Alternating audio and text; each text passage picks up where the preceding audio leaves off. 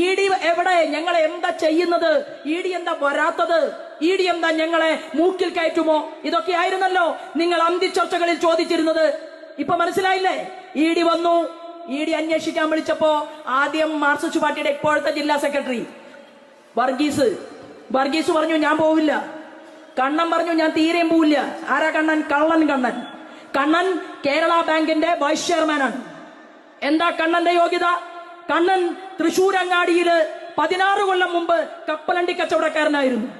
കപ്പലണ്ടി പൊതി വിറ്റ് ജീവിച്ച ഒരു കള്ളനായി ഇത്രയും നാളായിട്ട് വലിയ കോടികളുടെ അഴിമതിയൊന്നും നടത്തിയ ആളല്ല രാധാകൃഷ്ണൻ. കഥ വരെ എനിക്കറിയും. കളിക്കണ്ട കവന എന്ന് പറയാൻ ഞാൻ ആഗ്രഹിക്കുകയാണ്. നിങ്ങൾ ഇതുവരെ കളിച്ച കളിയല്ല. നിങ്ങളുടെ ബിരിയാണി ചെമ്പും, നിങ്ങൾ ചെയ്ത തെറ്റും, നിങ്ങളുടെ മകൾ ചെയ്ത തെറ്റും, നിങ്ങളുടെ ഭർത്താവ് ചെയ്ത തെറ്റും സ്വപ്ന സുരേഷ് വിളിച്ചു പറഞ്ഞിട്ട് ആ സ്ത്രീക്കെതിരെ മാനനഷ്ടത്തിനൊരു കേസ് കൊടുക്കാൻ നിങ്ങൾക്ക് പറ്റിയിട്ടില്ലല്ലോ. നിങ്ങൾക്ക് മാനമുണ്ടെങ്കിൽ എന്താ കേസ് കൊടുക്കാത്തത്? നിങ്ങൾ ഇടയ്ക്കിടയ്ക്ക് ഡൽഹിയിൽ പോകുന്നത് കൊണ്ടാണ്. കരുവന്നൂര് സഹകരണ സംഘ തട്ടിപ്പില് മാർക്സിസ്റ്റ് പാർട്ടിയുടെ ഒരു സ്ത്രീ CPIM പ്രവർത്തിച്ചു എന്നുള്ള കുറ്റം മാത്രമേ ആ സ്ത്രീ ചെയ്തിട്ടുള്ളൂ. ആ സ്ത്രീക്ക് ഭർത്താവുണ്ട്, കുട്ടിയുണ്ട്, അച്ഛനുണ്ട്, അമ്മയുണ്ട്. ആ സ്ത്രീയെ കേരളത്തിന്റെ ക്രൈംബ്രാഞ്ച് അന്വേഷണം നടത്തിയിട്ട് അവരെ അറസ്റ്റ് ചെയ്തു, കസ്റ്റഡിയിലെടുത്തിട്ട് അവരെ അകത്താക്കി 58 ദിവസം. ആ സ്ത്രീയെ ഞാൻ കാണാൻ പോയി. അവര് പൊട്ടിക്കരഞ്ഞുകൊണ്ട് എന്നോട് പറഞ്ഞു, എന്റെ പാർട്ടി എന്നെ ചതിച്ചു നേതാവേ എന്നാണ് പറഞ്ഞത്. അവരുടെ പാർട്ടി അവരെ ചതിച്ചു. എന്തിന്? കരുവന്നൂരിലെ സഹകരണ സംഘം എന്ന് പറഞ്ഞാൽ പാവപ്പെട്ട നാട്ടുകാരുടെ 10 ലക്ഷവും 25 ലക്ഷവും 30 ലക്ഷവും 40 ലക്ഷവും അവിടെ കൊണ്ടുവന്ന് ഡെപ്പോസിറ്റ് ചെയ്ത് കരുവന്നൂരിലെ സഹകരണ സംഘം കൊണ്ട് പാർട്ടിയെ വളർത്താൻ മാത്രമല്ല ആ നാട്ടിലെ മുഴുവൻ ആളുകൾക്കും ഗുണമുണ്ടാകാൻ വേണ്ടി പതിറ്റാണ്ടുകളായിട്ട് നിലനിൽക്കുന്ന 2 പതിറ്റാണ്ടിലധികമായി നിലനിൽക്കുന്ന ആ കരുവന്നൂരിലെ സഹകരണ സംഘത്തിനകത്ത് തട്ടിപ്പ് നടത്താൻ വേണ്ടി കണ്ണൂരിൽ നിന്ന് EP ജയരാജൻ നിയോഗിച്ച് തൃശൂരിലേക്ക് വണ്ടി കയറ്റി വിട്ട ആളാണ് സതീശൻ നമ്പ്യാര്. സതീശൻ നമ്പ്യാരുടെ പണി എന്താണ്? സതീശൻ നമ്പ്യാര് അവിടെ വന്നപ്പോ സതീശൻ നമ്പ്യാര് 300 രൂപയ്ക്ക് ചെരുപ്പ് കടയിൽ പണിയെടുത്തു. അവിടെ നിന്ന് തുടങ്ങി. ആ സതീശൻ നമ്പ്യാരുടെ പേരില് 100 കോടി രൂപയുടെ ആസ്തിയുള്ള ഭൂമി കണ്ടുകെട്ടി. ദേശീയ ഏജൻസി വന്നു. ഇ.ഡി. എവിടെ? ഞങ്ങളെ എന്താ ചെയ്യുന്നത്? ഇ.ഡി. എന്താ വരാത്തത്? ഇ.ഡി. എന്താ ഞങ്ങളെ മൂക്കിൽ കയറ്റുമോ? ഇതൊക്കെയായിരുന്നല്ലോ നിങ്ങൾ അന്തിച്ചർച്ചകളിൽ ചോദിച്ചിരുന്നത്. ഇപ്പൊ മനസ്സിലായില്ലേ? ഇ.ഡി. വന്നു. ഇ.ഡി. അന്വേഷിക്കാൻ വിളിച്ചപ്പോ ആദ്യം മാർക്സിസ്റ്റ് പാർട്ടിയുടെ ഇപ്പോഴത്തെ ജില്ലാ സെക്രട്ടറി വർഗീസ് പറഞ്ഞു ഞാൻ പോവില്ല. കണ്ണൻ പറഞ്ഞു ഞാൻ തീരെയും പോവില്ല. ആരാ കണ്ണൻ? കണ്ണൻ കേരള ബാങ്കിന്റെ വൈസ് ചെയർമാനാണ്. എന്താ കണ്ണന്റെ യോഗ്യത? കണ്ണൻ തൃശൂരങ്ങാടിയില് 16 കൊല്ലം മുമ്പ് കപ്പലണ്ടി കച്ചവടക്കാരനായിരുന്നു. കപ്പലണ്ടി പൊതി വിറ്റ് ജീവിച്ച ഒരു കള്ളനായി ഇത്രയും നാളായിട്ട് വലിയ കോടികളുടെ അഴിമതിയൊന്നും നടത്തിയ ആളല്ല രാധാകൃഷ്ണൻ. നമ്മൾ ആരും കേട്ടിട്ടില്ല. പക്ഷേ ചന്ദനം ചാരിയാൽ ചന്ദനം നാറും. ഇന്ന് രാധാകൃഷ്ണന് പറ്റിയ ഏറ്റവും വലിയ അബദ്ധം എന്ന് പറയുന്നത് ശ്രീമാൻ AC മൊയ്തീന് വേണ്ടി AC മൊയ്തീനെ രക്ഷിക്കാൻ വേണ്ടിയിട്ട് കരുവന്നൂര് സഹകരണ സംഘത്തില് വലിയ കുഴപ്പങ്ങളൊന്നും ഉണ്ടാക്കണ്ട എന്ന് പറഞ്ഞ് PK ബിജുവിനെ വിളിച്ചു ശുപാർശ ചെയ്തു. അപ്പൊ PK ബിജു ആരാണ്? PK ബിജു മാർക്സിസ്റ്റ് പാർട്ടിയുടെ ഒരു 1.5 കള്ളനാണ്. ആലത്തൂരിലെ പാർലമെന്റില് ജയിച്ച ആളാണ്. ആ ശമ്പളം കൊണ്ടും പെൻഷൻ കൊണ്ടും ജീവിച്ചാ പോരെ. പക്ഷേ PK ബിജു ഈ കേസ് അട്ടിമറിക്കാൻ വേണ്ടി പരിശ്രമിച്ചു മൊയ്തീന് വേണ്ടിയിട്ട്. പകരം എന്തുണ്ടായി? PK ബിജു പറഞ്ഞു എനിക്കൊരു PhD വേണം. ഏതിലാ PhD വേണ്ടത്? കെമിസ്ട്രിയിൽ PhD PK ബിജുവിന്. അപ്പൊ കെമിസ്ട്രിയിലെ PhD നേടണമെങ്കിൽ ഇരുന്ന് പഠിക്കണം, ലബോറട്ടറിയിൽ പോകണം, അതിലെ എക്സ്പെരിമെന്റുകൾ ചെയ്യണം, പരീക്ഷണങ്ങൾ ചെയ്യണം. അതൊക്കെ ചെയ്താൽ മാത്രമേ കെമിസ്ട്രിയില് PhD കിട്ടാൻ സാധിക്കൂ. അപ്പൊ കെമിസ്ട്രിയിൽ PhD എടുക്കാൻ വേണ്ടിയിട്ട് PK ബിജു സഹായം ചോദിച്ചത് സാബു ഹമീദിനോടാണ്. ഇന്ന് പേപ്പറിൽ നിങ്ങൾ വായിച്ചില്ലേ? സാബു ഹമീദിനെയും സുപ്രീം കോടതി നിരീക്ഷണം വെച്ചിട്ടുണ്ട്. സാബു ഹമീദ് നമ്മുടെ ബിജുവിന് PhD കെമിസ്ട്രിയിൽ കൊടുത്തപ്പോ സാബു ഹമീദിനെ ഒരു യൂണിവേഴ്സിറ്റിയുടെ വൈസ് ചാൻസലർ ആക്കാൻ തീരുമാനിച്ചു. അതിന് രാധാകൃഷ്ണൻ സഹായിച്ചു, മുൻ മന്ത്രി AC മൊയ്തീൻ സഹായിച്ചു. ഇന്ന് സാബു ഹമീദിന്റെ സ്റ്റേറ്റ്മെന്റ് എല്ലാ മാധ്യമങ്ങളിലും വന്നിട്ടുണ്ട്. ഞാൻ എന്റെ പഴയ കോളേജിലേക്ക് പോവുകയാണ് എന്നാണ് പറഞ്ഞത്. എന്താ കാരണം ഇവർ ചെയ്തു കൂട്ടിയിട്ടുള്ള നരകങ്ങളുടെ, തെറ്റുകളുടെ, ക്രൂരതകളുടെ നിങ്ങൾ പലരെയും ഇല്ലായ്മ ചെയ്തുകൊണ്ട് ജയകൃഷ്ണൻ മാസ്റ്ററെ നിങ്ങൾ ഇത്രയും വെട്ടുപെട്ടി ക്ലാസ് മുറിക്കകത്തിട്ട് ആ പിഞ്ചു കുട്ടികളുടെ ചോറ്റുപാത്രത്തിലേക്കും പുസ്തകത്താളുകളിലേക്കും അവരുടെ മനസ്സിനകത്തേക്കും ചോരത്തുള്ളികൾ തെറിപ്പിച്ചുകൊണ്ട് ഈ KT ജയകൃഷ്ണൻ മാസ്റ്ററെ കൊല ചെയ്തപ്പോ അമ്മ കൗസല്യയുടെ കണ്ണിൽ നിന്ന് ഊർന്നു വീണ കണ്ണീരുണ്ടല്ലോ പിണറായി, ആ കണ്ണീരിന്റെ പരിണിത ഫലമായിട്ടാണ് നിങ്ങൾ ഇന്ന് ഓരോന്നും അനുഭവിച്ചു കൊണ്ടിരിക്കുന്നത്. കേരളത്തിന്റെ മണ്ണിൽ നിങ്ങൾക്ക് മുകളിലേക്ക് നോക്കി വിളിച്ചാൽ കോൺഗ്രസിന്റെ പ്രധാനമന്ത്രി ഇല്ല. നിങ്ങൾക്ക് മുകളിലേക്ക് നോക്കി രക്ഷിക്കണമെന്ന് പറഞ്ഞ് വിളിക്കാൻ കോൺഗ്രസിന്റെ ഹോം മിനിസ്റ്റർ ഇല്ല. അതുകൊണ്ട് വരാൻ പോകുന്ന നാളുകളിൽ ഞാൻ നേരത്തെ സൂചിപ്പിച്ചതുപോലെ നിങ്ങൾ ബിജുവിന് PhD കൊടുത്തു, പകരം സാബുവിനെ വൈസ് ചാൻസലർ ആക്കി. പിന്നെ ബിജുവിന്റെ ഭാര്യ പറഞ്ഞു, ചേട്ടാ എനിക്കൊരു ജോലി വേണം. അപ്പോ ബിജുവിന്റെ ഭാര്യ ജോലിക്ക് ഇന്റർവ്യൂവിന് പോയി. നിങ്ങളുടെ മക്കള്, സഖാക്കന്മാരുടെ മക്കള് വരെ പോസ്റ്റ് ഗ്രാജുവേഷനൊക്കെ കയ്യിലുണ്ട്, ഒരു ജോലിയും നിങ്ങൾക്ക് കിട്ടില്ല. കാരണം എന്താണ്? പണം കൊടുത്താൽ പിൻവാതിൽ നിയമനം വഴി PSCയുടെ മെമ്പർമാര് എല്ലാവരും സഹകരിച്ചുകൊണ്ട് ജോലി കൊടുക്കും. ആ സാഹചര്യമാണ് കേരളത്തിലുള്ളത്. ആ ബിജുവിന്റെ ഭാര്യ ഉണ്ടല്ലോ, 20 പേരെഴുതിയ ടെസ്റ്റില് ഏറ്റവും അവസാനത്തായി പോയി, ജോലി കിട്ടിയില്ല. അത് കഴിഞ്ഞപ്പോഴാണ് പിണറായി വിജയൻ മുഖ്യമന്ത്രിയാവുന്നത്. പിണറായി വിജയൻ മുഖ്യമന്ത്രിയായപ്പോ PK ബിജുവിന്റെ ഭാര്യ മാറിയോ? മാറിയില്ല.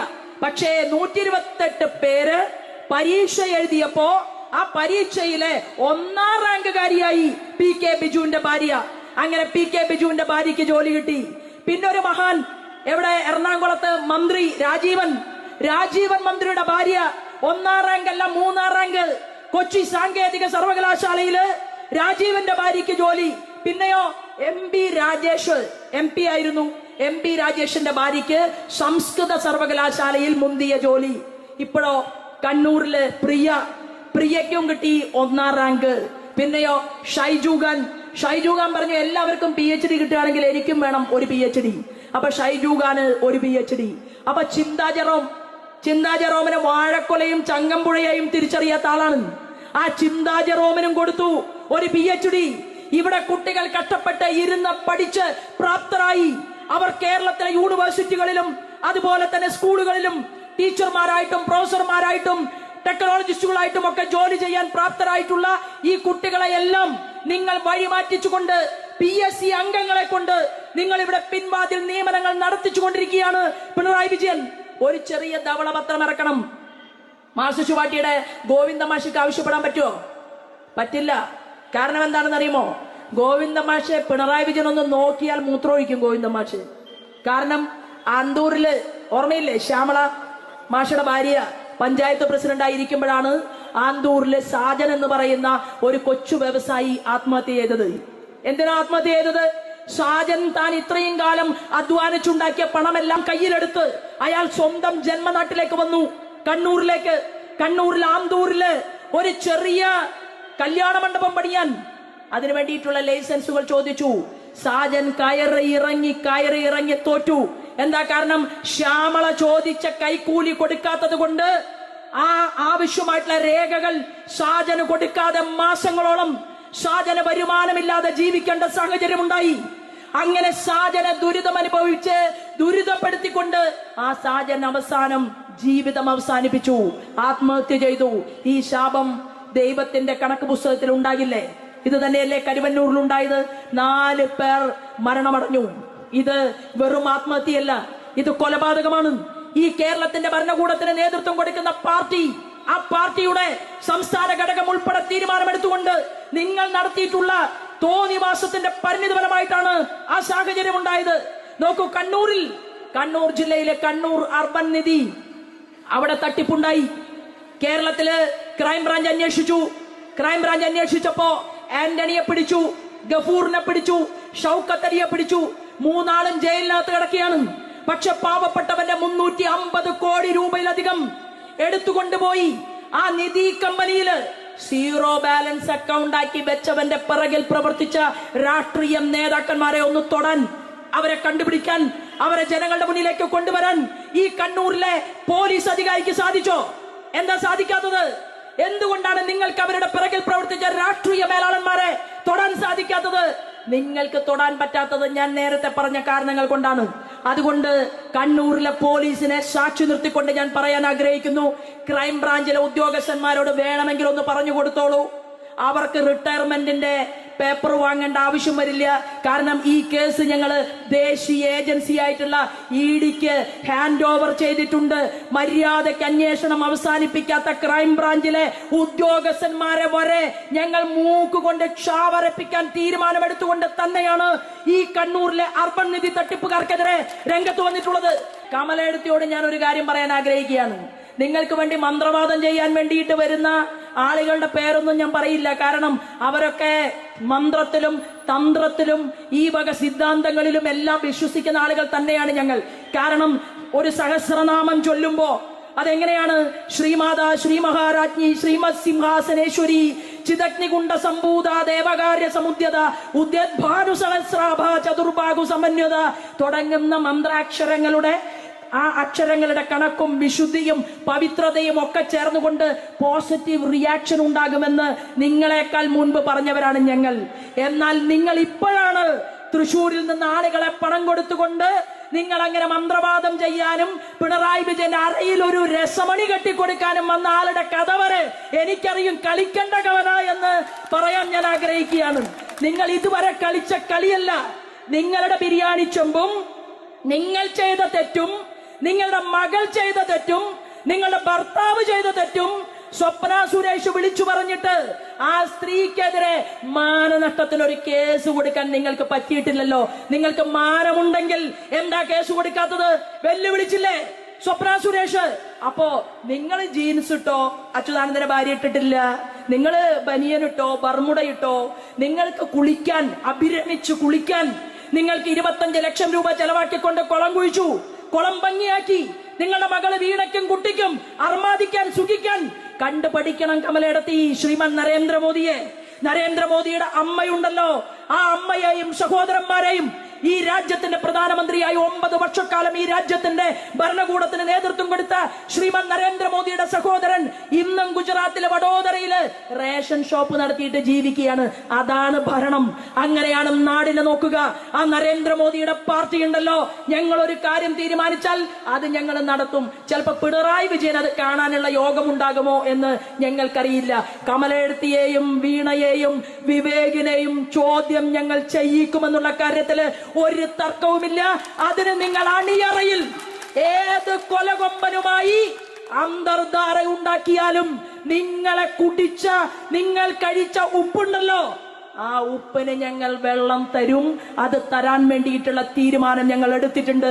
അതെന്റെ സഹപ്രവർത്തകൻ ജയകൃഷ്ണനെ പോലെയുള്ള ആളുകളെ നിങ്ങൾ വെട്ടിക്കീറി ചോര കുടിച്ചതിന്റെ പരിണിതഫലമായി തന്നെയാണ് നിങ്ങൾക്ക് ദൈവം ഉണ്ടാക്കി തന്നിട്ടുള്ളത് എന്ന് പറയാൻ ഈ അവസരത്തെ ഞാൻ ഉപയോഗപ്പെടുത്തുകയാണ്. പ്രിയപ്പെട്ടവരെ, നമ്മുടെ നാട്, നമ്മുടെ കേരളം മാറാൻ പോവുകയാണ്. ഒരു കൈ പോലീസ് തന്നാ മതി. നരേന്ദ്രമോദിയെ സ്നേഹിക്കുന്ന ഒരു പോലീസുകാരനുണ്ടായിരുന്നു കേരളത്തില്, മിസ്റ്റർ അരുൺ കുമാർ സിൻഹ. മലപ്പുറത്തെ SP ആയിരുന്നു. ആ അരുൺ കുമാർ സിൻഹ ചെയ്യുന്ന നല്ല പ്രവൃത്തികളെ കുറിച്ച് കേന്ദ്ര തലത്തിൽ ഇരുന്നു കൊണ്ട് ശ്രീമാൻ നരേന്ദ്രമോദി നോക്കി. അവസാനം എന്തുണ്ടായി? നരേന്ദ്രമോദിയുടെ സ്പെഷ്യൽ പ്രൊട്ടക്ഷൻ ഗ്രൂപ്പിന്റെ തലവനായിട്ട് അരുൺ കുമാർ സിൻഹയെ കൊണ്ടുപോയി. ഞാൻ ഇവിടെ പ്രസംഗിക്കുമ്പോ കണ്ണൂരിൽ വലിയ പോലീസുകാരെന്ന് എനിക്ക് ഫ്രണ്ട്സ് ഇല്ല. പക്ഷേ പോലീസ് അധികാരികൾക്കിടയില് നല്ല ഒന്നാന്തരം ആളുകള് അവിടെ നടക്കുന്ന കാര്യങ്ങളൊക്കെ ഞങ്ങൾക്കും കുറേശ്ശെ പറഞ്ഞു തരുന്നുണ്ട് എന്ന് കേരളത്തിന്റെ ആഭ്യന്തര വകുപ്പ് മന്ത്രി പിണറായി വിജയൻ മനസ്സിലാക്കിയാൽ നല്ലതാണ്. പോലീസിനെ വെടിവെക്കാനൊന്നും നിങ്ങൾക്ക് ഒന്നും ഒരു ചുക്കും ചുണ്ണാമ്പും ചെയ്യാൻ പറ്റില്ല. കാരണം അതിന് ഞങ്ങളൊക്കെ ഇവിടെ ഉണ്ട്, ജീവനോട് കൂടിയിട്ട്. ഞാൻ സൂചിപ്പിച്ചത്, പ്രിയപ്പെട്ടവരെ, നമുക്ക് നമ്മുടെ മുന്നിൽ ആരാധനായിട്ടുള്ള KT ജയകൃഷ്ണൻ, സ്വർഗീയനായിട്ടുള്ള KT ജയകൃഷ്ണൻ ഉയർത്തിത്തന്ന ഒരു ദീപശിഖയുണ്ട്. ആ ദീപശിഖ എന്ന് പറയുന്നത് നമ്മുടെ പ്രസ്ഥാനത്തിന്റെ പ്രവർത്തനത്തെ ഏറ്റവും അടിത്തട്ടിൽ എത്തിക്കാനായിട്ടാണ്. അങ്ങനെ അടിത്തട്ടിൽ എത്തിക്കാൻ നമുക്ക് സാധിക്കാത്തതിന്റെ കാരണം എന്ന് പറഞ്ഞാൽ പാൽ സൊസൈറ്റി അത് മാർക്സിസ്റ്റുകാരന്റെയാണ്. കുടുംബശ്രീ ആരാധനായ അടൽ ബിഹാരി വാജ്പേയി കൊണ്ടുവന്നതാണ്. മാർക്സിസ്റ്റ് പാർട്ടിയിലെ അതിലെ പങ്കെടുക്കുന്ന സ്ത്രീകൾക്കുള്ള പണം ദേശീയ തലത്തിൽ നിന്ന് കിട്ടുന്നതാണ്. എന്നാൽ അത് ഞങ്ങളുടെയാണ് എന്ന് പറഞ്ഞുകൊണ്ട് മാർക്സിസ്റ്റ് പാർട്ടിയുടെ നേതാക്കന്മാർ ഈ കേരളത്തിൽ, കണ്ണൂരില് അവരങ്ങനെ മുന്നോട്ട് പോവുകയാണ്. ഞാൻ പറയാൻ ആഗ്രഹിക്കുന്നത്, സ്ത്രീ ശാക്തീകരൺ പ്രക്രിയ എന്ന് പേരിട്ട് വിളിച്ചുകൊണ്ട് ആരാധനായ അടൽ ബിഹാരി വാജ്പേയി ഈ രാജ്യത്തിന്റെ പ്രധാനമന്ത്രിയായി ഭരണകൂടത്തെ നയിക്കുമ്പോ അന്ന് ഏറമ്പാല കൃഷ്ണൻ നായനാരായിരുന്നു കേരളത്തിന്റെ മുഖ്യമന്ത്രി. മലപ്പുറം ജില്ലയിൽ വെച്ചാണ് ആ പദ്ധതിയുടെ ഉദ്ഘാടന കർമ്മം നിർവഹിച്ചത്. ആ പേരിട്ട് വിളിച്ചു. നായനാരിട്ട പേരാണ് കുടുംബശ്രീ എന്ന് മാത്രമേ ഉള്ളൂ. പണം കേന്ദ്ര ഗവൺമെന്റിന്റെയാണ്. അത് ജനങ്ങളോട് പറയാൻ എന്റെ സഹപ്രവർത്തകന്മാർ തയ്യാറാകണം. ഇന്ത്യയുടെ അധികാരത്തിലേക്ക് പ്രധാനമന്ത്രി കടന്നു വരുമ്പോ ഭൂമിദേവിയെ തൊട്ട് നമസ്കരിച്ച് അദ്ദേഹം ആദ്യമായി പറഞ്ഞത് എന്താണെന്ന് അറിയുമോ? എന്റെ ഒന്നാമത്തെ പ്രയോറിറ്റി എന്ന് പറയുന്നത് അമ്പലങ്ങൾ കെട്ടലല്ല. എന്റെ ഒന്നാമത്തെ പ്രയോറിറ്റി എന്ന് പറയുന്നത് ഈ രാജ്യത്തെ അമ്മമാരുടെ, ഉമ്മമാരുടെ, സഹോദരിമാരുടെ, കുഞ്ഞുങ്ങളുടെ ആത്മാഭിമാനത്തെ സംരക്ഷിക്കലാണ്. അതിന് അദ്ദേഹം പറഞ്ഞു, 67% വരുന്ന ഇന്ത്യയിലെ ഗ്രാമങ്ങളിൽ ഒരു ശൗചാലയം പോലും ഇല്ല, ഒരു ടോയ്ലറ്റ് പോലും ഇല്ല, ഒരു കുളിമുറിയില്ല. ആ അമ്മമാരുടെ നഗ്നത മറക്കാൻ സാധിക്കണം. അതാണ് എന്റെ ഒന്നാമത്തെ പ്രഖ്യാപനം എന്നാണ് അദ്ദേഹം പറഞ്ഞത്.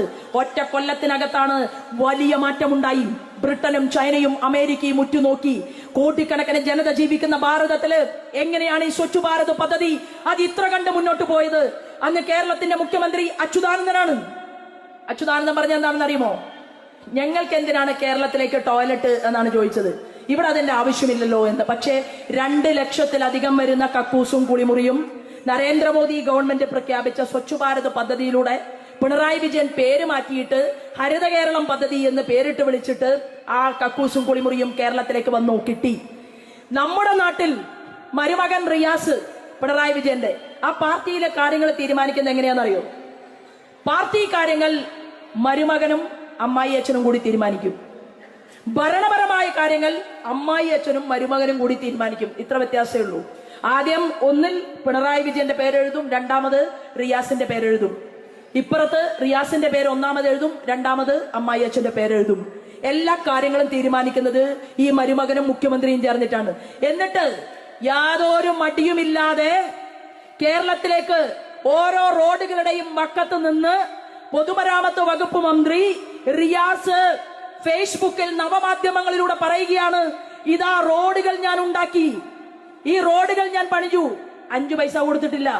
കേന്ദ്രത്തിന്റെ നിതിൻ ഗഡ്കരി കഴിഞ്ഞ തവണ കേരളത്തിൽ വന്ന് പറഞ്ഞത്, കേന്ദ്രം കൊണ്ടുവന്ന റോഡുകളുടെ വികസന പ്രവർത്തനത്തിന് വേണ്ടി 25% പണം കേരള ഗവൺമെന്റ് നൽകാനുണ്ട്, 1 രൂപ പോലും തന്നിട്ടില്ല എന്നാണ് അന്ന് നിതിൻ ഗഡ്കരി പറഞ്ഞത്. ഇനി രണ്ടാമത് നിതിൻ ഗഡ്കരി വരുമ്പോ റിയാസ് ഇപ്പൊ തള്ളി മറിക്കുന്നുണ്ടല്ലോ, ഞാൻ 4000 കോടി കൊടുത്തു, ഞാൻ 5000 കോടി കൊടുത്തു എന്നൊക്കെ പറയുന്നുണ്ട്. അതിന്റെ നിജസ്ഥിതി നമുക്ക് മനസ്സിലാകും. പ്രിയപ്പെട്ടവരെ, 30 പദ്ധതികൾ കേരളത്തിൽ വരാൻ പോവുകയാണ്. ആ 30 പദ്ധതികൾ കൊണ്ടുവരുന്നത് ആരാധനായിട്ടുള്ള അടൽ ബിഹാരി വാജ്പേയിയുടെ കൂടെയുള്ള നമ്മുടെ റോഡ് ഗതാഗതത്തിന്റെ വകുപ്പ് മന്ത്രി ശ്രീമാൻ നിതിൻ ഗഡ്കരിയാണ്. ആ 30 പദ്ധതികൾ വരുമ്പോ മംഗലാപുരത്തേക്ക് കണ്ണൂരിൽ നിന്ന് ഒരു, മലപ്പുറത്ത് നിന്ന് മൈസൂരിലേക്ക് ഒരു ഗ്രീൻവേ, കുറുപ്പുംതറ, ചിങ്ങവനം, കോട്ടയം, അവിടെ നിന്ന് തുടങ്ങും റെയിൽവേ പാളങ്ങളുടെ വികസനം.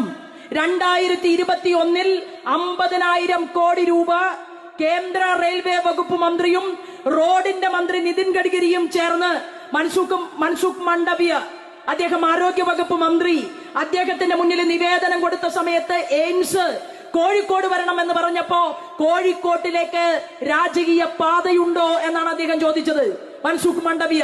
പക്ഷെ 2021 50,000 കോടി രൂപ കുറുപ്പുംതറ, ചിങ്ങവനം മുതൽ കർണാടകയിലെ മംഗലാപുരം വരെ വികസിപ്പിക്കാൻ വേണ്ടി കൊടുത്ത പണമുണ്ടല്ലോ, ആ പണം എടുത്തുകൊണ്ട് വികസന പ്രവർത്തനങ്ങൾക്ക് നേതൃത്വം കൊടുക്കണം. 11 ഇൻഡസ്ട്രിയൽ കോറിഡോറുകൾ അതിനു വേണ്ടിയിട്ട് പണം മാറ്റിവെച്ചിട്ടുണ്ട്. കൊച്ചിയിൽ നിന്ന് തൂത്തുക്കുടിയിലേക്ക് ഒരു വലിയ റോഡ്, അതിന്റെ വികസന പ്രവർത്തനം നടക്കുകയാണ്. കൊച്ചിയിൽ നിന്ന് തൂത്തുക്കുടിയിലേക്കും അതുപോലെ തന്നെ അങ്കമാലിയിൽ നിന്ന് തിരുവനന്തപുരത്തേക്കും ഒരു വലിയ ബൈപ്പാസിന്റെ പ്രവർത്തനം നടക്കുകയാണ്. 30 പദ്ധതികൾ കേരളത്തില് റോഡിന്റെ വലിയ വലിയ പദ്ധതികൾ ഉണ്ടാകാൻ പോകുന്നു. അങ്ങനെ ഇതിന് പരമാവധി സമയം ചവിട്ടിപ്പിടിച്ചുകൊണ്ട്, സമയം കുറച്ചുകൊണ്ട്, കേരളം കൊടുക്കേണ്ട കാര്യങ്ങളും കണക്കുകളും ഒന്നുമില്ലാതെ നിങ്ങൾ ഇതിനെ ലാഗ് ചെയ്യാൻ വേണ്ടി പരിശ്രമിക്കുന്നുണ്ട് എന്ന് കേന്ദ്രത്തിന് മനസ്സിലായി. അതുകൊണ്ടാണല്ലോ നിർമ്മലാ സീതാരാമൻ പറഞ്ഞത്, കേന്ദ്രം കൊടുക്കുന്ന പദ്ധതികളുടെ പേര് മാറ്റിക്കൊണ്ട് കേരളം കളിക്കാൻ നിൽക്കരുത്. ഇത് കേരളത്തിന്റെ പണമല്ല, ഇത് കേന്ദ്ര ഗവൺമെന്റ് കേരളത്തിലേക്ക് കൊടുക്കുന്ന പൈസയാണ്. അതെടുത്ത് ഉപയോഗിക്കുന്ന സമയത്ത് ചോദിച്ച ചോദ്യങ്ങളുടെ ഉത്തരം വേണമെന്ന് നിർമ്മലാ സീതാരാമൻ തിരുവനന്തപുരത്ത് വന്ന് സംസാരിച്ച് തിരിച്ചുപോയിട്ട് വളരെ കുറഞ്ഞ ദിവസങ്ങളെ ആയിട്ടുള്ളൂ. ഞാൻ സൂചിപ്പിക്കാൻ കാരണം, ഇവിടെ റോഡിന്റെ വികസനം മാത്രമല്ല, നിങ്ങളുടെ കുട്ടികൾക്ക് പഠിക്കാൻ തിരുവനന്തപുരത്ത് ഐസർ ഇൻസ്റ്റിറ്റ്യൂട്ടിന് 1100 കോടി രൂപ, റൂർക്കി സർവകലാശാലയിലും ഡൽഹി IIT-യിലും മദ്രാസ് IIT-യിലും പഠിക്കാൻ പോകുന്ന കുട്ടികൾ, അവരെ അതിന് പ്രാപ്തരാക്കാൻ വേണ്ടിയിട്ട് പാലാ ബ്രില്യന്റ് ഉൾപ്പെടെ തൃശൂരിലെ സാഹചര്യങ്ങൾ, ശൈലം, കോഴിക്കോട് ശൈലം ഉൾപ്പെടെ നിരവധിയായിട്ടുള്ള കേന്ദ്രങ്ങൾ പ്രവർത്തിച്ച് അവർക്ക് ക്ലാസ് കൊടുക്കുന്നു. അവരവിടെ നിന്ന് പഠിക്കുന്നു, ജയിക്കുന്നു. എന്നാൽ ചേരാൻ വേണ്ടി പോകണമെങ്കിൽ ഡൽഹിക്കോ തമിഴ്നാട്ടിലേക്കോ വേറെ സ്റ്റേറ്റിലേക്കോ പോകണം എന്നുള്ള സാഹചര്യം നിലനിൽക്കുമ്പോഴാണ് ഇന്ത്യയുടെ അന്നത്തെ വിദ്യാഭ്യാസ വകുപ്പ് മന്ത്രി ആര്, സ്മൃതി ഇറാനി ആയിരുന്നു അന്ന് മന്ത്രി. ആ സ്മൃതി ഇറാനി പാലക്കാട്ടേക്ക് വേണ്ടി IIT കൊടുത്തു. എന്നാൽ പാലക്കാട് കൊടുത്ത IITക്ക് ഗവൺമെന്റിനെ സ്ഥലമേറ്റെടുത്ത് ഗവൺമെന്റിന്റെ ഷെൽട്ടറിൽ IIT തുടങ്ങാൻ സാധിക്കാത്ത ഒരു സാഹചര്യമാണുള്ളത്. ഇന്നും അവർ വാടക കെട്ടിടത്തിലാണ് പാലക്കാട് IIT നിലനിൽക്കുന്നത്. മറ്റൊരു വലിയ മുതലാളിയുടെ ഭൂമിയിൽ IIT പ്രവർത്തിച്ചുകൊണ്ടിരിക്കുകയാണ്, സ്വകാര്യ മുതലാളിയുടെ ഇടത്തിൽ. അങ്ങനെ IIT അവിടെ വന്നു. ഇപ്പോ 50,000 കോടി രൂപയുടെ വലിയ നൗക യുദ്ധക്കപ്പൽ അന്തർവാഹിനി അത് കൊച്ചിയിൽ പണിഞ്ഞുകൊണ്ടിരിക്കുകയാണ്. അപ്പോ വലിയ ബുദ്ധിമുട്ട്. എങ്ങനെയാ ഇത് പണിയെടുക്കുന്നത്? മാർക്സിസ്റ്റുകാരും കോൺഗ്രസുകാരും ഒക്കെ റിസർച്ച് ചെയ്യുകയാണ്. എങ്ങനെയാണ് പ്രിയപ്പെട്ടവരെ പണിയെടുക്കുന്നത്? ഈ അന്താരാഷ്ട്ര നൗകയുടെ നിർമ്മാണത്തിനാവശ്യമായ സാങ്കേതിക വിദ്യ, അതിന്റെ ക്രെഡിറ്റ് അത് ലോകരാജ്യങ്ങളിൽ എവിടെയൊക്കെയാണോ കഴിവുള്ള ശാസ്ത്രജ്ഞന്മാരുള്ളത് അവരുമായിട്ട് ചർച്ച ചെയ്തുകൊണ്ട് സാങ്കേതിക വിദ്യയിൽ ഉൾപ്പെടെ കൈമാറ്റം നടത്തിക്കൊണ്ടാണ് ഇന്ത്യയുടെ പ്രധാനമന്ത്രി കേരളത്തിലെ ജനങ്ങൾക്ക് വേണ്ടി, ഭാരതത്തിലെ ജനങ്ങൾക്ക് വേണ്ടി മേക്ക് ഇൻ ഇന്ത്യയിലൂടെ, സ്റ്റാർട്ടപ്പ് ഇന്ത്യയിലൂടെ, സ്റ്റാൻഡപ്പ് ഇന്ത്യയിലൂടെ വലിയ മാറ്റങ്ങൾ നമ്മുടെ നാട്ടിലേക്ക് കൊണ്ടുവരുന്നത്. ഈ മാറ്റങ്ങളുടെ കണക്കിലാണ് 3 ലക്ഷം കോടി രൂപ റോഡിന്റെ വികസന പ്രവർത്തനത്തിന് വേണ്ടി മാത്രം നമ്മുടെ നാട്ടിലേക്ക് എത്തിച്ചേർന്നിട്ടുള്ളത്. നമ്മൾ ആഗ്രഹിക്കുന്നത്, നമ്മൾ ചിന്തിക്കുന്നത് മാർക്സിസ്റ്റ് പാർട്ടിയുടെ MLA-മാർക്ക് കഴിവ് വേണം. MLA-മാര് രാജാവിനേക്കാൾ വലിയ രാജഭക്തിയോട് കൂടിയിട്ട് ജീവിക്കുകയാണെങ്കിൽ നിങ്ങളുടെ നിയോജക മണ്ഡലം രക്ഷപ്പെടാൻ പോകുന്നില്ല. നിങ്ങളുടെ നിയോജക മണ്ഡലം രക്ഷപ്പെടണമെങ്കിൽ നിങ്ങൾ അധികാരത്തിലെത്തിച്ചിട്ടുള്ള MLA-മാർക്ക് ഒരൽപ്പം ആർജവം വേണം. എനിക്ക് എന്തെങ്കിലും ഒരു പൊസിഷൻ കിട്ടിയാൽ മതി, ഞാനൊന്നും തുറന്നു പറയില്ല തമ്പുരാന്റെ മുന്നിൽ എന്ന് തീരുമാനിച്ച് തലകുനിച്ചിരിക്കുകയാണെങ്കിൽ നിങ്ങളുടെ നിയോജക മണ്ഡലത്തിനകത്തേക്ക് വികസനം എന്നുള്ളത് സ്വപ്നം മാത്രമായിട്ട് മാറും.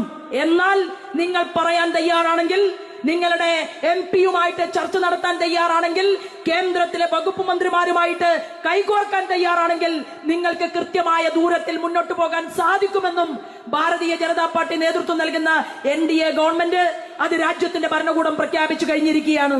പ്രിയപ്പെട്ട എന്റെ യുവമോർച്ചയുടെ പ്രവർത്തകന്മാരെ, നമ്മൾ എടുത്തിട്ടുള്ള ഒരു തീരുമാനം എന്ന് പറയുന്നത് സംഘടനാപരമായി 300-ലധികം വരുന്ന കർമ്മ പദ്ധതികൾ അത് ജനങ്ങളിലേക്ക് എത്തിക്കാൻ വേണ്ടി നിങ്ങൾ മുന്നോട്ട് വരുമ്പോ, നമുക്ക് അക്രമ രാഷ്ട്രീയം നമുക്കെതിരെ നടത്തിയിട്ടുള്ള പാർട്ടിയുണ്ടല്ലോ, ആ പാർട്ടിയുടെ കൊടി അതല്ലേ അറബിക്കടലിൽ എറിയണമെന്ന് പറഞ്ഞത്?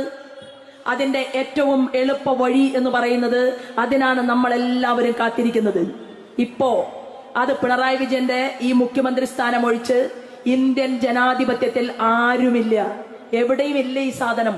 പശ്ചിമ ബംഗാളില് 35 കൊല്ലം ഇതുപോലെ തന്നെ രാഷ്ട്രീയ പ്രതിയോഗികളെ വെട്ടി കീറി ചോര കുടിച്ചു. എന്നിട്ട് പിണറായി വിജയൻ തന്നെ കേരളത്തിൽ പ്രസംഗിച്ചിട്ടുണ്ട്. എന്താ പറഞ്ഞതെന്നറിയുമോ? പശ്ചിമ ബംഗാളിലേക്ക് ആളുകളെ കൊന്നുകഴിഞ്ഞാൽ ഉപ്പിട്ട് മൂടുകയാണ് എന്ന് ക്ലാസ് എടുത്ത ആളാണ് മാർക്സിസ്റ്റ് പാർട്ടിയുടെ സംസ്ഥാന സെക്രട്ടറി ആയിരിക്കുമ്പോ ഈ പിണറായി വിജയൻ. അത് പുറത്തു വന്ന് ഞാനും നിങ്ങളും ഒക്കെ കേട്ടതാണ്. ആ പശ്ചിമ ബംഗാളിൽ 35 വർഷം കഴിഞ്ഞപ്പോ ഇവരുടെ പാർട്ടി ഒന്നുമല്ലാതായി തീർന്നു. ആ പശ്ചിമ ബംഗാളില് ഇന്ന് മാർക്സിസ്റ്റ് പാർട്ടിക്കാരനെ കണ്ടാൽ കല്ലെറിഞ്ഞ് ഓടിക്കുകയാണ് മമതാ ബാനർജിയുടെ പാർട്ടിക്കാർ. അവർ അഭയം തേടിയിട്ട് ഭാരതീയ ജനതാ പാർട്ടിക്കാരന്റെ ഓഫീസിലേക്ക് ഓടിക്കയറിയ ദൃശ്യമാണ് പശ്ചിമ ബംഗാളിൽ നിന്ന് നിങ്ങൾക്ക് കാണാൻ സാധിക്കുന്നത്. ആ പശ്ചിമ ബംഗാളിലെ വികസനം എന്ന് പറയുന്നത് സച്ചാർ കമ്മീഷൻ പറഞ്ഞതുപോലെ രാജ്യത്ത് ഏറ്റവും കൂടുതൽ ദുരിതം അനുഭവിക്കുന്ന മുസ്ലിങ്ങൾ ഉള്ളത് ഇന്ത്യയിൽ പശ്ചിമ ബംഗാളിലെ മൂർഷിദാബാദ് ജില്ലയിലാണ്. 80% മുസ്ലിങ്ങൾ തിങ്ങിപ്പാർക്കുന്ന ആ ജില്ലയിൽ എങ്ങനെയാണ് ഈ യാതനയുണ്ടായത്? അപ്പൊ നിങ്ങൾ കേരളത്തിൽ മാർക്സിസ്റ്റ് പാർട്ടി പറയുന്നത് മുസ്ലിം ജനസാമാന്യത്തോട് നിങ്ങളുടെ രക്ഷകര് ഞങ്ങളാണ് എന്നാണ്. ആണോ? അങ്ങനെയാണെങ്കിൽ സച്ചാർ കമ്മീഷൻ റിപ്പോർട്ടിൽ പറയുന്നത് പോലെ പശ്ചിമ ബംഗാളിൽ 35 കൊല്ലം ഭരിച്ചിട്ട് എന്ത് രക്ഷിക്കാൻ സാധിച്ചില്ല? കേരളത്തിലെ മുസ്ലിം ജനസാമാന്യം നന്നായി ജീവിക്കുന്നുണ്ട്. അത് പിണറായി വിജയന്റെ കഴിവുകൊണ്ടല്ല, അത് ഗോവിന്ദൻ മാഷിയുടെ കഴിവുകൊണ്ടല്ല, അത് ഉമ്മയെയും ഭാര്യയെയും കേരളത്തിന്റെ തെരുവീതിയിൽ ഉപേക്ഷിച്ചുകൊണ്ട് അന്യ രാജ്യങ്ങളിൽ പോയി മണലാരണ്യങ്ങളിൽ പണിയെടുത്ത് കിട്ടുന്ന നാണയത്തുട്ടുകൾ അത് നിങ്ങൾ അക്കൗണ്ടിലേക്ക് അയച്ചു കൊടുത്ത് നിങ്ങളുടെ വിരഹത്തിന്റെ കൂലിയാണ് ഇന്ന് കേരളത്തിൽ കെട്ടിപ്പൊക്കിയിട്ടുള്ള രമ്യഹർമ്മ്യങ്ങൾ. ഇതിവിടുത്തെ ഭരണകൂടം നിങ്ങൾക്ക് നൽകിയതല്ല, നിങ്ങളുടെ അധ്വാനത്തിന്റെ ഫലമാണ്. ആ നിങ്ങളെയും മുസ്ലിമിനെയും ഹിന്ദുവിനെയും തമ്മിലടിപ്പിക്കാൻ സാധിക്കുമോ എന്നുള്ള റിസർച്ചാണ് പാണക്കാട് ഇപ്പം നടക്കുന്നത്. പാണക്കാട്ടെ ബഹുമാനപ്പെട്ട തങ്ങളോട് എനിക്ക് പറയാനുള്ളത്, സ്വന്തം മുതിർന്ന പാണക്കാട്ടെ പഴയകാല തങ്ങളുടെ പാരമ്പര്യത്തെ കുറിച്ച് ഒന്ന് പരിശോധിച്ചാൽ അത് അങ്ങേക്ക് നല്ലതായിരിക്കും. കാരണം എന്താണെന്നറിയുമോ? മലപ്പുറത്ത് ഇസ്ലാമിക ഭീകരൻ ഹമാസിന്റെ ഭീകരനെ കൊണ്ടുവന്നു. സോളിഡാരിറ്റിയുടെ പേരിൽ, ജമാഅത്ത് ഇസ്ലാമിയുടെ പേരിൽ ആ ഭീകരൻ എന്താ ചെയ്തത്? 10,000-കണക്കിന് വരുന്ന ആളുകളുടെ കഴുത്തറുത്തെടുത്ത ആളാണ് ഹമാസിന്റെ ഭീകരൻ. എത്രയോ പെൺകുട്ടികളെ ബലാത്സംഗം നടത്തി, യുദ്ധഭൂമിയിൽ വെച്ച് തന്നെ ബലാത്സംഗം നടത്തിയ ഹമാസിന്റെ ഭീകരൻ. ആ ഹമാസിന്റെ ഭീകരനെ ഓൺലൈനായി ക്ഷണിച്ചു കൊണ്ടുവന്ന് മലപ്പുറത്ത് ഇതിനുള്ള സാഹചര്യം സോളിഡാരിറ്റിക്കാരൻ നടത്തുമ്പോ മലപ്പുറത്തെ തങ്ങൾ ഒരു ശബ്ദവും അവർക്കെതിരെ ഉയർത്തിയിട്ടില്ല. മാത്രവുമല്ല, കുഞ്ഞാലിക്കുട്ടിയുടെ മുസ്ലിം ലീഗ് ഉണ്ടല്ലോ, തങ്ങളുടെ മുസ്ലിം ലീഗ്, ആ മുസ്ലിം ലീഗിലുള്ളതിനേക്കാൾ കൂടുതൽ മുസ്ലിങ്ങൾ ഞങ്ങളുടെ ഭാരതീയ ജനതാ പാർട്ടിയിൽ ഇന്ത്യയിൽ മിസ് കോൾ അടിച്ച് മെമ്പർഷിപ്പ് എടുത്തിട്ടുണ്ട്, നരേന്ദ്രമോദിയോടൊപ്പമുണ്ട് എന്നുള്ള യാഥാർത്ഥ്യം നിങ്ങൾ മനസ്സിലാക്കണം. കാരണം ഞങ്ങൾ ഭാരതീയ ഹിന്ദു പാർട്ടി അല്ല, ഞങ്ങൾ ഓടുപൊളിച്ച് അകത്ത് കടന്നതല്ല. 300 സ്ഥലങ്ങളിൽ നിന്ന് താമര ചിഹ്നത്തിൽ വോട്ടും വാങ്ങി ജയിച്ചിട്ടാണ് നരേന്ദ്രമോദി ഇന്ത്യയുടെ പ്രധാനമന്ത്രിയായിട്ട് അധികാരത്തിൽ വന്നിട്ടുള്ളത്.